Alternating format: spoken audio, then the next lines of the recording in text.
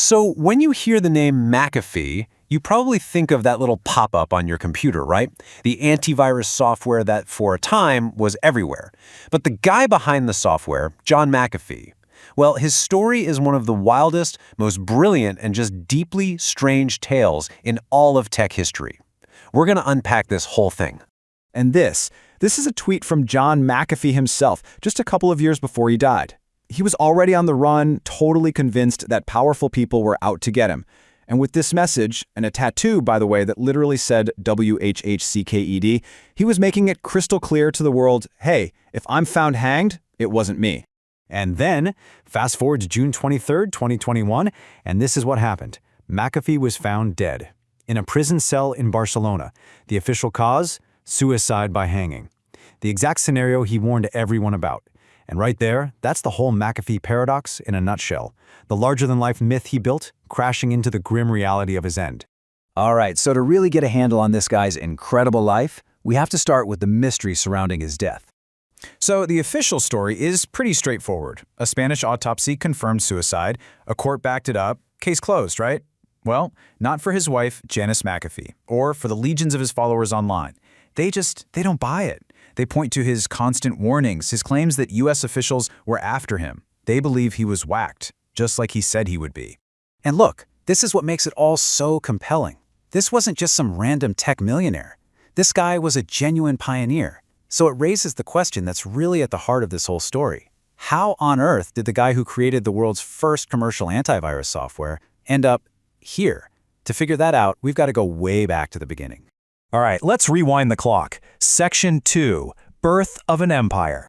Long before all the chaos and controversy, McAfee was, and you can't argue with this, a seriously brilliant programmer. I mean, just look at this resume. He was at NASA in the late 60s, he was a software designer at Univac, an architect at Xerox. I mean, he was right in the middle of it all as the computer industry was exploding. And then, in 1986, while he's working for the defense contractor Lockheed, he reads about this thing called the brain computer virus, and that's when the light bulb goes off. And that idea became VirusScan, the world's very first commercial antivirus software. You got to remember, back then, viruses were kind of this niche, nerdy problem. But McAfee, he saw the future. He understood the threat that was coming, and he built the digital shield that, honestly, millions of us would end up depending on. And the success? It was insane. It was immediate. Just a few years in, he was personally pocketing $5 million a year. But here's a really interesting thing about his personality. He never stuck around for long. By 1994, he was completely out, sold his final stake, took his money, and walked away. Now he had the cash and the freedom to do, well, pretty much anything he wanted. And it turns out what he wanted was a total reinvention. And this, right here, is where the story starts to get really, really wild. So after leaving the company that made him famous, he didn't just go sit on a beach. Nope. He went out and built a second fortune with a bunch of other ventures. At his absolute peak, his personal wealth was reportedly a jaw-dropping $100 million. But then 2008 happened. The global financial crisis hit, and according to reports, it just decimated his investments. His fortune crashed from $100 million all the way down to just $4 million. And for a guy like McAfee, this wasn't just about losing money. It was a huge turning point. It basically supercharged his deep, deep distrust of the entire established system. So what did he do with all that freedom and money over the years? I mean, what didn't he do? He started one of the first instant messaging programs. He wrote 4 books on yoga and opened a retreat. He got into marketing these ultralight aircraft. He even became an internet star with this absolutely bizarre viral video teaching you how to uninstall his own software. And this is a big one. He became a huge vocal advocate for cryptocurrency. All of these things, they show you a guy who was just constantly trying on new identities, always pushing back against any box people tried to put him in. And yeah, he absolutely hated the software that still had his name on it. I mean, he loathed it. When Intel bought the company and for a little while tried to change the name, he was ecstatic. He went on record calling his own creation the worst software on the planet. He wanted nothing to do with that part of his past.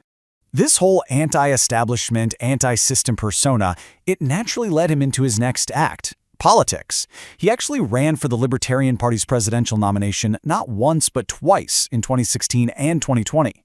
His whole platform was about radical personal freedom, online privacy, and of course, ending taxes, which he often just claimed were flat out illegal. But while all this was happening in public, the maverick politician, the eccentric celebrity, there was a much darker, much more dangerous story unfolding in parallel. This is the part where he goes from being an eccentric millionaire to a full-blown international fugitive.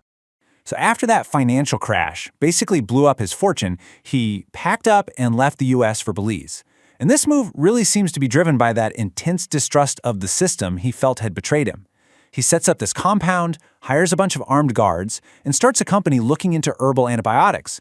But all the reports from that time paint a picture of a guy who's just sinking deeper and deeper into paranoia, convinced he's being watched by everyone. And then it all just completely fell apart. In April of 2012, police raid his property. They suspect he's running an unlicensed drug lab, but he's released without being charged. Then, just 7 months later, his neighbor, an American named Gregory Fall, is found murdered. The police name McAfee a person of interest, but instead of sticking around to talk to them, he goes on the run, claiming the police are planning to kill him. His escape is pure McAfee. It's total theater. He gets caught in neighboring Guatemala, and it looks like he's about to be sent right back to Belize for questioning. So what does he do?